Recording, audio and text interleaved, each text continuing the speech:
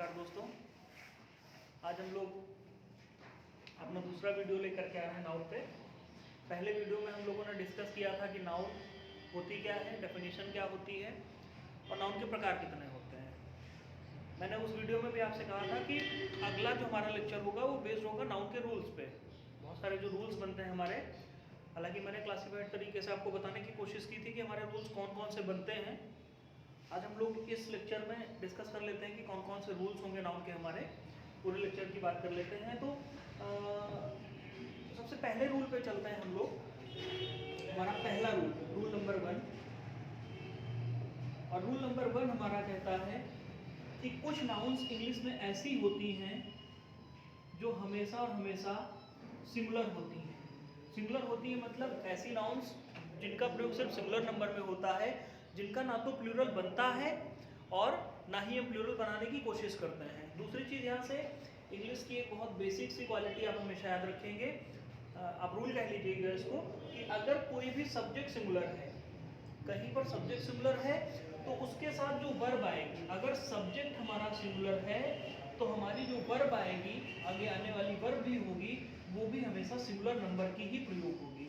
तो singular subject के साथ हम सिंगुलर वर्ब का प्रयोग करेंगे और प्लूरल सब्जेक्ट के साथ हमारी आने वाली वर्ब प्लूरल होगी। पहला रूल हमारा जो बनता है यहाँ से हम उसकी बात कर लेते हैं। सबसे पहले रूल पे चलते हैं और सबसे पहला रूल हमारा ये कहता है कि कुछ शब्द ऐसे होते हैं इंग्लिश में, कुछ नाउन्स ऐसी होती हैं जो हमेशा और हमेशा सिंगुलर होती हैं, अर्थात उनका प्लूरल नहीं बनता है। वो नाउन कौन कौन सी है? सबसे पहली नाउन होती है हमारी लगेज, दूसरी नाउन होती है हमारी बैगेज, तीसरी नाउन होती है हमारी एडवाइस, चौथी नाउन होती है हमारी इंफॉर्मेशन, अगली नाउन होती है हमारी ज्वेलरी।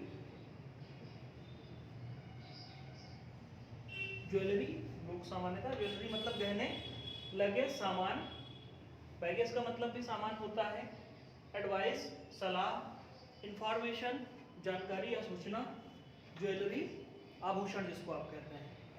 अगला हमारा होता है पोएट्री। अगला वर्ड होता है हमारा सीनरी, दृश्य जिसको आप कहते हैं सीनरी।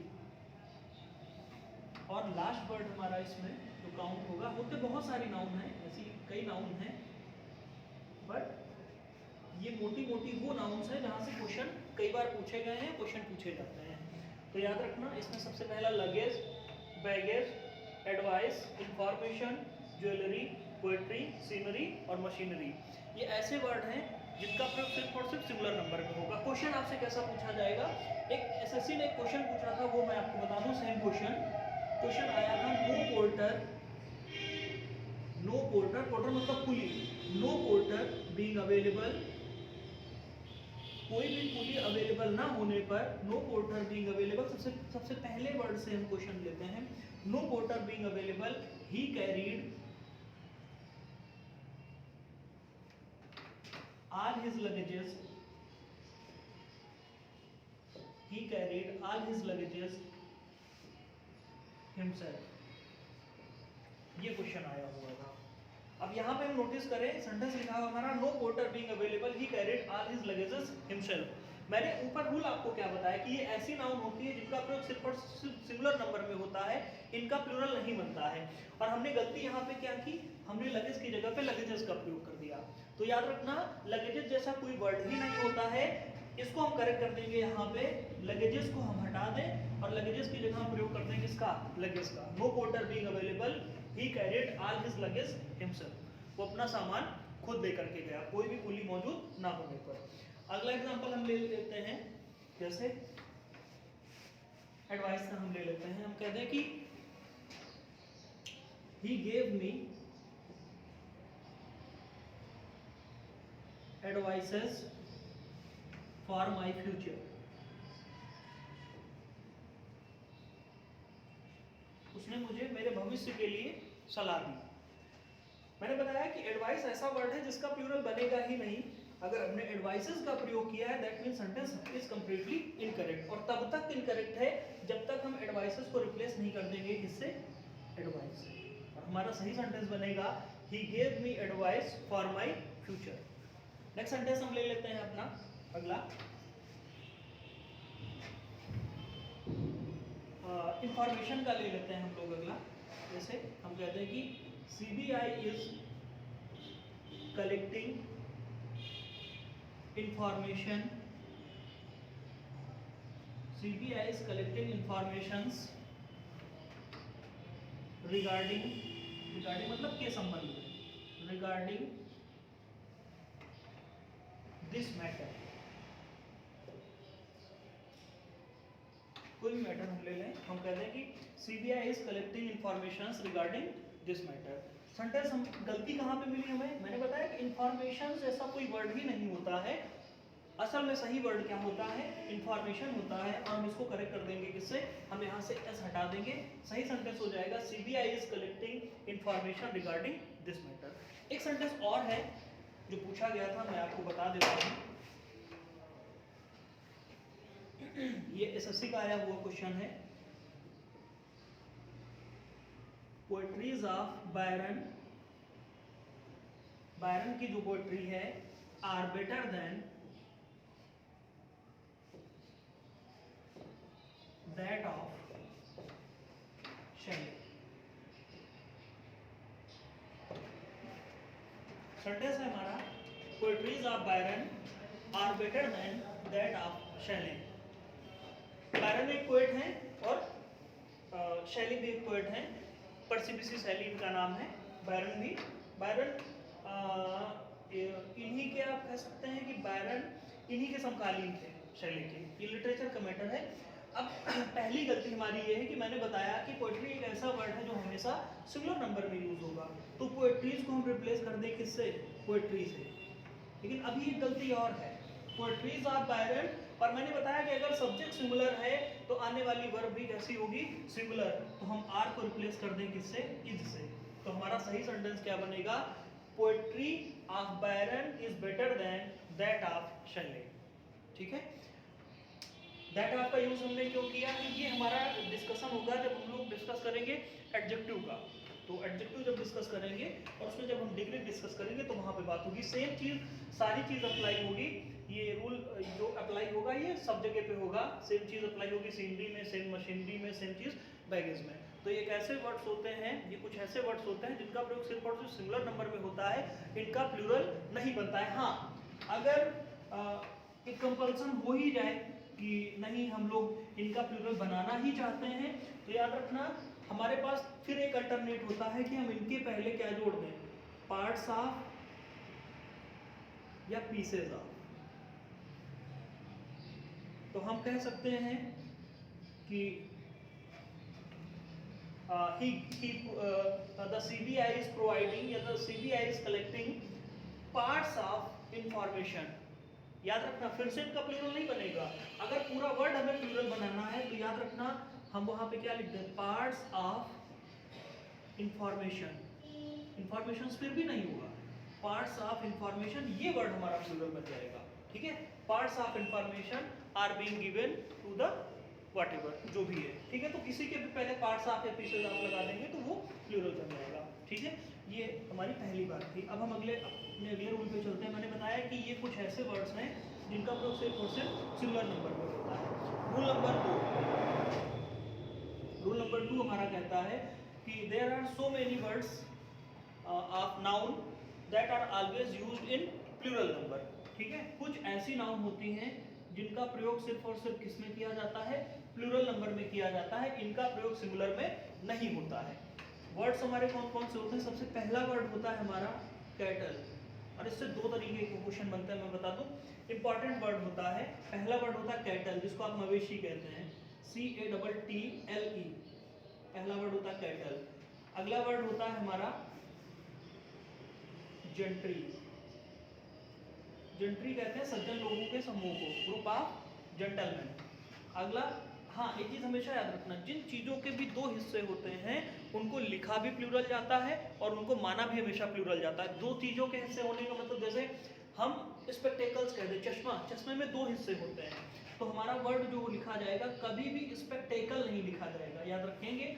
ये इंपॉर्टेंट चीज होती है। स्पेक्टेकल्स लिखा जाएगा, लिखा भी प्लूरल जाएगा और माना भी प्लूरल जाएगा।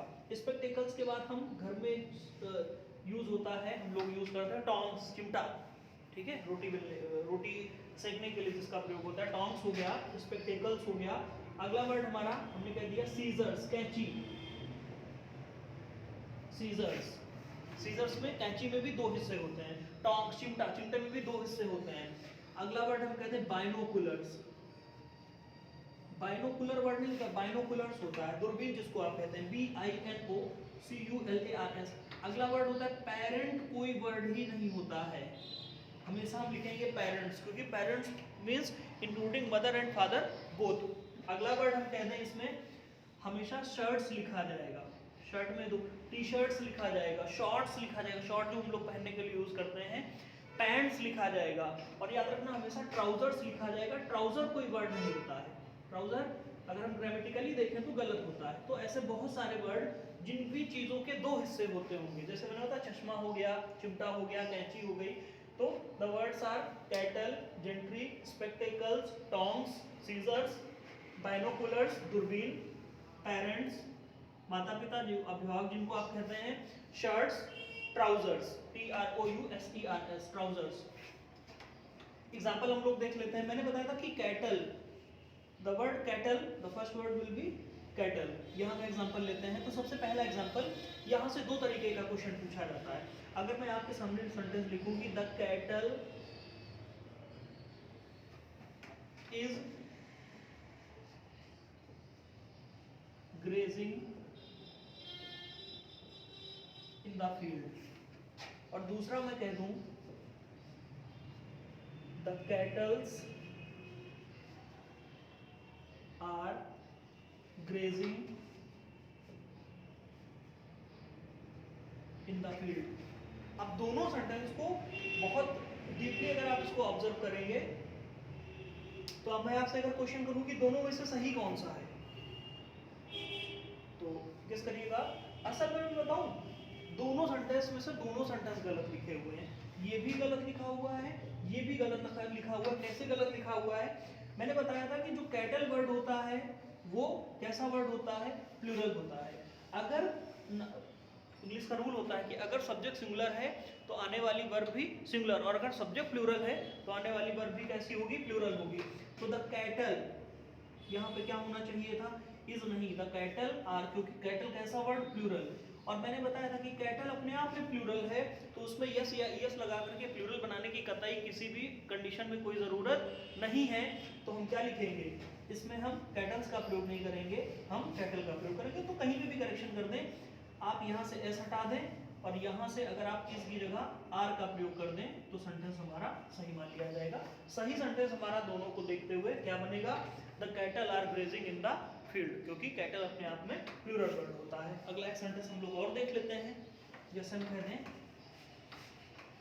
क्वेश्चन आपसे कैसे पूछेंगे, क्वेश्चन आपसे स्पॉटिंग एरर में पूछा जा सकता है, क्वेश्चन आपसे फिल इन द ब्लैंक के लिए पूछा जा सकता है, क्वेश्चन आपके से सेंटेंस इंप्रूवमेंट में भी पूछा जा सकता है। कि मान लो सेंटेंस आपको ऐसे दे देंगे, scissors is an important tool for daily use. जो सीजर्स होती हैं, जो कैंची होती है, वो इंपॉर्टेंट टूल होती है डेली यूज के लिए। अब हम सेंटेंस पूछ लें सही है कि गलत है, तो मैं बता दूं सेंटेंस हमारा कंप्लीटली गलत है। उसका कारण मैंने बताया कि सीजर्स कैसा वर्ड, प्लूरल, और अगर वर्ड प्लूरल अपने आप में तो आने वाली वर्ब या हेल्पिंग वर्ब भी कैसी होगी, प्लूरल की ही आएगी। तो सीजर्स इज नहीं होगा, सीजर्स आर होगा। सही सेंटेंस हमारा बनेगा, scissors are an important tool for daily use. ऐसे करके हम अगला एग्जांपल ले लेते हैं। मान लो कि हम अगला एग्जांपल ले लें स्पेक्टेकल्स का। तो हम सेंटेंस लिख दें यहाँ पे, अगला सेंटेंस हम दूसरे तरीके से देख लेते हैं। हम कहते हैं कि माई स्पेक्टेकल्स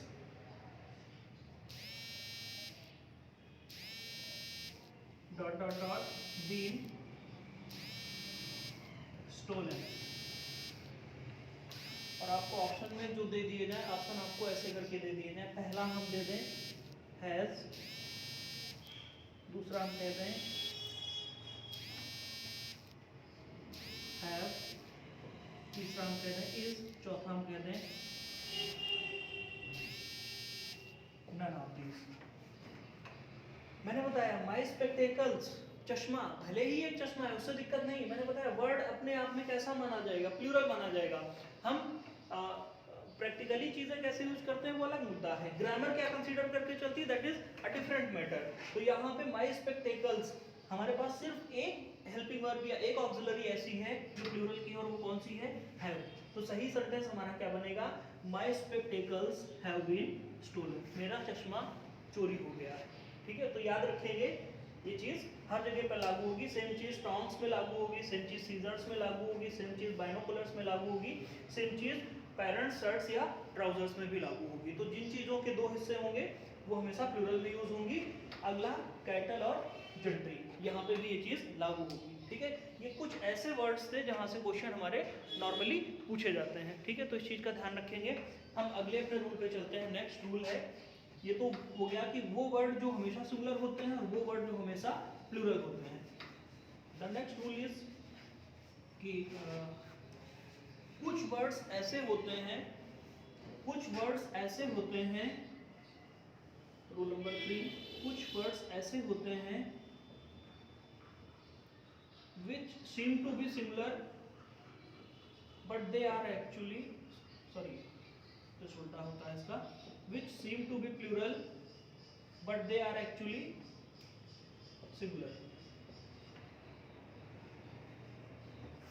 ऐसे वर्ड्स होते हैं जो दिखने में तो प्लूरल होते हैं लेकिन वास्तव में सिंगुलर होते हैं। आप इसको कह लीजिए कि ये हाथी के दांत होते हैं, जो खाने के कुछ और होते हैं और दिखाने के कुछ और होते हैं। ऐसे वर्ड्स जो दिखने में प्लूरल होते हैं पर वास्तव में कैसे होते हैं, सिंगुलर होते हैं। नॉर्मली हम लोग देखेंगे कि जिन नाउन्स के साथ में या जिन वर्ड्स के बाद में यस या ईएस जुड़ा होता है नॉर्मली, तो सामान्यतः वो वर्ड्स जो कंसीडर किए जाते हैं the words are considered in singular number, तो वो वर्ड्स माने जाते हैं कि वो सिंगुलर नंबर में है। पर बहुत सारे नाउन्स ऐसी होती हैं, बहुत सारे वर्ड्स ऐसे होते हैं जिनके बाद में यस या ईएस लगा होता है बट वो सिंगुलर में ही माने जाते हैं। ठीक है, जैसे हम लोग देख लेते हैं। सबसे पहला हम लोग कहते हैं नेम्स ऑफ सब्जेक्ट,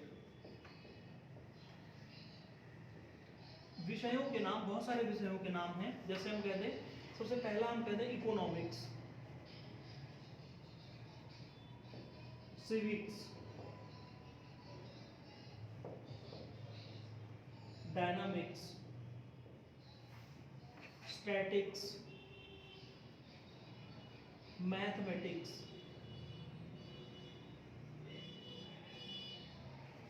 इकोनॉमिक्स हो गया, सिविक्स हो गया, डायनामिक्स हो गया, स्टैटिक्स हो गया, मैथमेटिक्स हो गया, और पॉलिटिक्स एक वर्ड इसे भी कंसीडर कर लो, पॉलिटिक्स। ठीक है, तो जितने भी सब्जेक्ट के नाम होते हैं वो हमेशा भले ही एस या ईएस लगा हो बाद में हमेशा सिंगुलर माने जाएंगे। इकोनॉमिक्स हो गया, सिविक्स हो गया, डायनामिक्स हो गया, स्टैटिक्स हो गया, मैथमेटिक्स हो गया, पॉलिटिक्स हो गया। अगला दूसरा बीमारियों के नाम, नेम ऑफ डिजीज। जो बीमारियों के नाम होते हैं उनमें क्या होता है, बीमारियों के नाम में भी सेम चीज लागू होती है। जैसे हम एक कह दें मीजल्स, MEASLES, मीजल्स। मीजल्स कहते हैं छोटी माता को। अगर हिंदी में हम कहें तो दो तरीके की वो होती हैं, दाने निकलते हैं जिसमें पॉक्स, एक होता है स्मॉल चिकन पॉक्स और एक होता है जिसको छोटी माता और बड़ी माता कहते हैं। तो मीजल्स को हिंदी में छोटी माता कहते हैं। ठीक है, ये कंटेजियस डिजीज होता है। कंटेजियस वो डिजीज होते हैं that spread by direct contact, जो सीधे छुआछूत से फैलते हैं, उनको कंटेजियस डिजीज कहते हैं। अगला मीजल्स के बाद हम अगला वर्ड कहते हैं मम्स। मम्स का मतलब होता है गले में जो सूजन हो जाती है, कभी कभी देखा होगा बच्चों में या आम लोगों में, तो इसको कंठमाला कहते हैं हिंदी में। मम्स हो गया, मीजल्स हो गया, रेबीज हो गया, डायबिटीज हो गया, रिकेट्स हो गया। ठीक है, तो बीमारियों के नाम भी हमारे हमेशा सिंगुलर ही माने जाएंगे। अगला हम कहते हैं नेम ऑफ गेम्स। जो खेलों के नाम होते हैं बहुत सारे, वो भी हमारे सिंगुलर ही माने जाएंगे। जैसे हम एथलेटिक्स कहते हैं, एथलेटिक्स हो गया हमारा। एथलेटिक्स के बाद हम कहते हैं बिलियर्ड्स, ठीक है। बिलियर्ड्स मतलब बिलियर्ड्स जो स्नूकर होता है, जो खेला जाता है डाइस पे, बॉल पड़ी होती हैं और डंडे से उसको खेला जाता है, उसको बिलियर्ड्स कहते हैं। तो याद रखना, name of subject, name of disease और नेम ऑफ गेम्स, ये हमेशा सिंगुलर नंबर में ही माने जाते हैं। मैं आपको एक एग्जांपल दे देता हूँ इनसे रिलेटेड। हम एग्जांपल ले लें, जैसे हम कह दें कि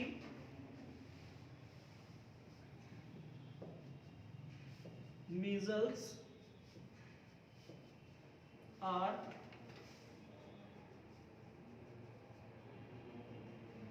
contagious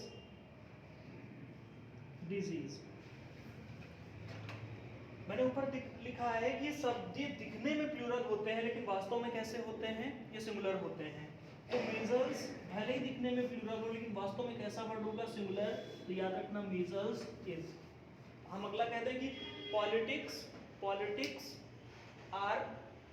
politics are interesting subject. तो सेंटेंस हमारा गलत मान लिया जाएगा, क्योंकि पॉलिटिक्स को हम कंसीडर करेंगे सिंगुलर, तो पॉलिटिक्स आर नहीं होगा, पॉलिटिक्स इज। तो सही सेंटेंस हमारा बनेगा पॉलिटिक्स इज इंटरेस्टिंग सब्जेक्ट, ठीक है। या politics is a matter of public concern, जो भी है, ठीक है। तो याद रखेंगे कि ये सारे वर्ड्स भी हमेशा कैसे कंसीडर किए जाएंगे, सिंगुलर में कंसीडर किए जाएंगे। हम अपने अगले रूल पे चलते हैं। अगला रूल हमारा ये कहता है कि नाउन के साथ में हम एपोस्ट्रॉफी एस का भी प्रयोग करते हैं और नाउन के साथ में हम ऑफ का भी प्रयोग करते हैं। तो किन किन कंडीशन में किसका प्रयोग करते हैं वो आप याद कर लीजिए। देखिए, नाउन का अगर हम डिवीजन करें या चीज़ों का हम डिवीजन करें या चीज़ों को हम बांटें, तो दो तरीके की चीज़ों में हम बांट सकते हैं। अब हम एपोस्ट्रॉफी एस कहाँ पे यूज़ करेंगे और ऑफ कहाँ पे यूज़ करेंगे। बहुत सिंपल सी चीज़ होती है। अगर कोई भी नाउन लिविंग है तो उसके साथ एपोस्ट्रॉफी एस यूज किया जाएगा, और अगर कोई नाउन आपकी नॉन लिविंग है तो उसके साथ ऑफ का प्रयोग किया जाएगा। तो याद रखेंगे कि लिविंग नाउन जो होती हैं उनके साथ एपोस्ट्रॉफी एस और नॉन लिविंग नाउन के साथ ऑफ का प्रयोग किया जाएगा। कैसे? अब सवाल उठता है कि कौन सी नाउन इंग्लिश में लिविंग मानी जाएगी, कौन सी नॉन लिविंग मानी जाएगी, ये मैटर करता है वहाँ पे, ठीक है। तो इसके पहचानने का सीधा सा तरीका होता है, याद रखना, हम कभी भी साइंस का टर्म नहीं यूज़ करते हैं लैंग्वेज में कि जिन चीज़ों में श्वसन होगा, पोषण होगा, एब्जॉर्प्शन होगा, अवशोषण होगा, ठीक है। तो वो सारी चीज़ें लिविंग जी नहीं। सीधी सी चीज़ याद रखना, जिन चीज़ों में इमोशंस होते हैं, फिर मैं बता दूं, जिन चीज़ों में इमोशन होते हैं वो लिविंग मानी जाती हैं और जिन चीज़ों में इमोशन नहीं होते हैं वो नॉन लिविंग मानी जाती हैं। अब अगर हम पेड़ कहते हैं तो पेड़ नॉर्मली हम साइंटिफिकली देखें तो that is a living noun, but in the term of language या in the term of English language we will consider it non living. तो देयर इज सम कंफ्यूजन, या कह सकते हैं there is some difference between a scientific term and between a term that is related to a language. तो अब हम देख लेते हैं यहाँ से क्या होता है। जैसे हम सेंटेंस कहते हैं कि द वाइफ ऑफ रमेश, मान लो कि हम ये लिखते हैं द वाइफ ऑफ रमेश, तो रमेश कैसी नाउन है, लिविंग नाउन। सेंटेंस हमारा गलत हो जाएगा, तो द वाइफ ऑफ रमेश नहीं, सही हमारा बनेगा रमेशाज वाइफ। रमेश में हम एपोस्ट्रॉफी एस लगाएंगे। अगला हम कहते हैं कि एक सेंटेंस पूछा गया है, एसएससी का पूछा हुआ सेंटेंस है, और सेम सेंटेंस मैं आपके सामने लिखता हूं कि एग्जांपल है ये, the tables leg is broken. The tables leg is broken, जो मेज है उसकी टांग टूट गई। तो कहने का मतलब ये हुआ कि टेबल हमारी नॉन लिविंग नाउन होगी, और अगर ये नॉन लिविंग नाउन है तो याद रखना नॉन लिविंग नाउन के साथ किसका प्रयोग होता है, ऑफ का। तो इसको करेक्ट करने का सीधा सा तरीका है, द टेबल्स लेग नहीं लिखेंगे, our correct answer will be the leg of table. तो हम क्या लिखेंगे, the leg of table is broken. तो सही सेंटेंस हमारा ये बनेगा। अगला हम एक और ले लेते हैं, जैसे हम कहते हैं कि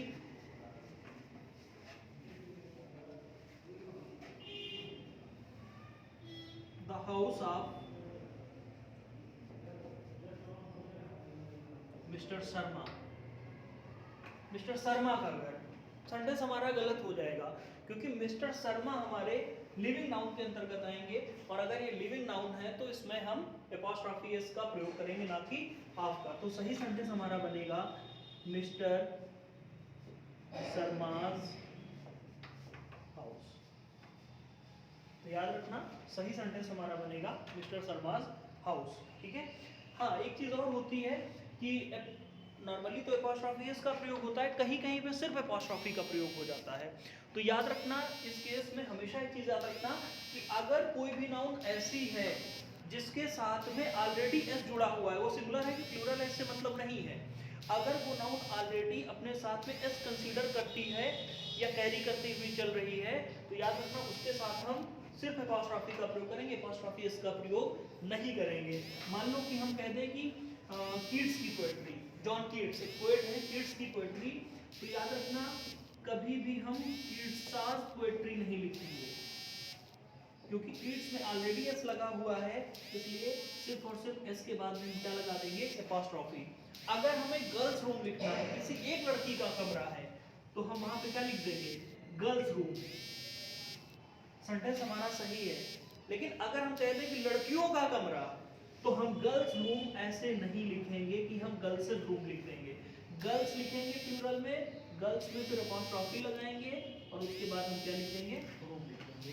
तो सही तरीका ये होता है कि अगर किसी वर्ड के लास्ट में ऑलरेडी जो जुड़ा हुआ है, कोई भी नाउन है जिसके बाद में ऑलरेडी एस जुड़ा हुआ है, तो अपॉस्ट्रॉफी इसकी जगह सिर्फ और सिर्फ अपॉस्ट्रॉफी का प्रयोग करते हैं हम लोग। हाँ, एक इसका एक्सेप्शनल केस होता है, इसका एक अपवाद होता है, और कि हम कभी कभी नॉन लिविंग नाउन के साथ भी एपॉस्ट्रॉफी एस का प्रयोग कर देते हैं ऑफ की जगह, वो आपने नॉर्मली देखा होगा। तो याद रखना ऐसे केसेस जहां पे नॉन लिविंग नाउन को as a living noun consider किया गया हो। As a living noun consider करने का मतलब ये है कि जहां पे नॉन लिविंग नाउन के साथ में लिविंग नाउन का ट्रीटमेंट किया गया हो, या लिविंग नाउन जैसा ट्रीटमेंट दिया गया होगा, या फिर आप बहुत साधारण शब्दों में इसको समझे कि where the non living noun is personified, जहां पे नॉन लिविंग नाउन को पर्सोनिफाई कर दिया जाता है। पर्सोनिफाई का मतलब होता है जहां पे नॉन लिविंग नाउन को का मानवीकरण कर दिया जाता है, उसको एज अ पर्सन कंसीडर कर लिया जाता है, वहां पे हम अपॉस्ट्रॉफी एस का प्रयोग कर देते हैं, किसकी जगह पे, ऑफ की जगह पे। जैसे फॉर एग्जांपल हम कहते हैं कि आपने एक बहुत अच्छा डायलॉग सुना होगा पुरानी मूवी का, अब तो खैर कम ही यूज होता है, कानून के हाथ लंबे होते हैं। तो हमें पता है कि कानून के हाथ नहीं होते हैं, लेकिन अगर हमें लिखना हुआ तो हमने माना कि कानून एक पर्सन की तरह है जिसके हाथ है, इसीलिए हम हैंड्स ऑफ लॉज नहीं लिखते हैं, हम क्या लिखते हैं, लॉज हैंड्स या लॉज हैंड। हम कभी कभी बोलते हैं कि वो मौत के मुंह में चला गया, तो मौत को पर्सोनिफाई कर दिया गया, उसका मुंह बता दिया गया, डेथ्स माउथ। हम कहते हैं नेचर प्रकृति का प्रेम, और यहां पे हम क्या लिखते हैं, नेचर्स लव। तो बहुत सारे ऐसे वर्ड जहां पे भी जैसे हम कहते हैं कि पानी का चिल्लाना या पानी का बोलना, तो वाटर्स मरमरिंग, गुनगुनाना, जिसको गूंजना कहते हैं। ठीक है। तो ऐसे सारे वर्ड जहां पे भी, या पर्सोनिफिकेशन फिगर ऑफ स्पीच जो होता है वो इस तरीके का होता है, जहां पे भी नॉन लिविंग नाउन को as a living noun consider किया गया होगा, वहां पे नॉन लिविंग नाउन को as a living noun treat करते हुए उसके साथ में ऑफ की जगह पे हम अपॉस्ट्रॉफी एस का प्रयोग करते हैं। हम लोग अगले रूल में चलते हैं अपने।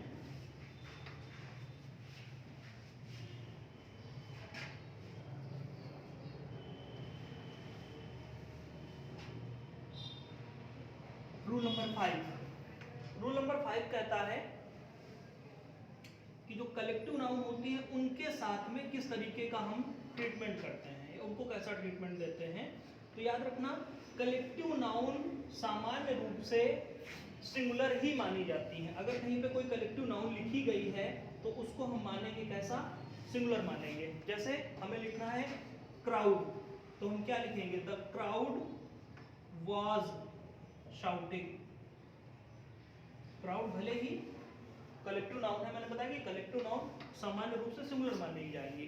अगर हम यही पे लिख दें कि the crowd were shouting, sentence गलत है, ठीक है। सेंटेंस बनेगा हमारा द क्राउड वाज शाउटिंग। अगला हम कह दें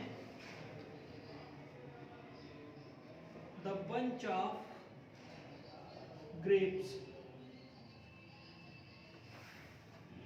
जो अंगूरों का गुच्छा था, जो अंगूर का गुच्छा था, तो बंच ऑफ ग्रेप्स। याद रखना बंच ऑफ ग्रेप्स को हम सिंगुलर ही मानेंगे, ठीक है, क्योंकि यहाँ पे बंच है। हाँ, अगर बंचेज हो जाता तो भले ही प्लूरल हो जाता, ठीक है। तो कहने का मतलब हुआ कि बंच लिखा हुआ है, इसको हम सिंगुलर मानेंगे, तो the bunch of grapes is kept on the table. जो अंगूर का गुच्छा रखा हुआ है वो कहाँ पे रखा हुआ है, ऑन द टेबल। तो कहने का मतलब सीधा सा हुआ कि कलेक्टिव नाउन को नॉर्मली क्या माना जाता है, सिंगुलर। इसका भी एक्सेप्शनल केस सुन लो। इसका एक्सेप्शनल केस ये कहता है कि अगर कलेक्टिव नाउन से उसके एक मत होने की बात, मतलब उस पूरे समूह पे एक जैसा होने की बात करी गई है, तब तो हम उसको सिंगुलर मानेंगे। लेकिन अगर कलेक्टिव नाउन अपने डिफरेंट ओपिनियन में या कलेक्टिव नाउन का विभाजन हो जाता है, या उस कलेक्टिव नाउन में पर्टिकुलर सबकी बात कर दी जाती है अलग अलग तौर पे, तो वो उस कंडीशन में कलेक्टिव नाउन को सिंगुलर ना मान करके कलेक्टिव नाउन को प्लूरल माना जाता है। पहला एक बड़ा प्यारा सेंटेंस हम आप लिखते हैं, जैसे हम कहते हैं कि the team is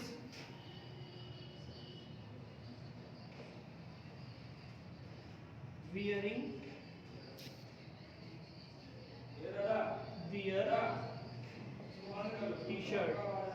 t-shirts.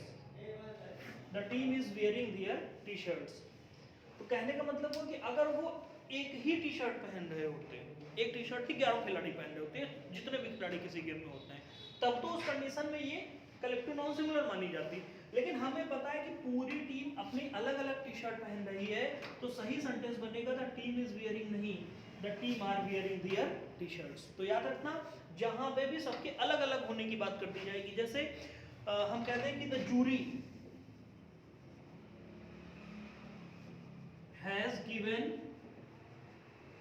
Verdict, verdict मतलब न्याय निर्णय, verdict on this matter, jury ने इस मैटर पर अपना निर्णय दिया। सेंटेंस हमारा बिल्कुल सही है क्योंकि सभी ने दिया है, लेकिन वही जूरी जो खंडपीठ थी या जो जजों का ग्रुप था वो दो पार्ट में विभाजित हो जाए, तो हम क्या लिखेंगे यहाँ पे, the jury were divided in their opinion कह लें या वर्डिक्ट कह दें, OPINION, ओपिनियन राय, ओपिनियन।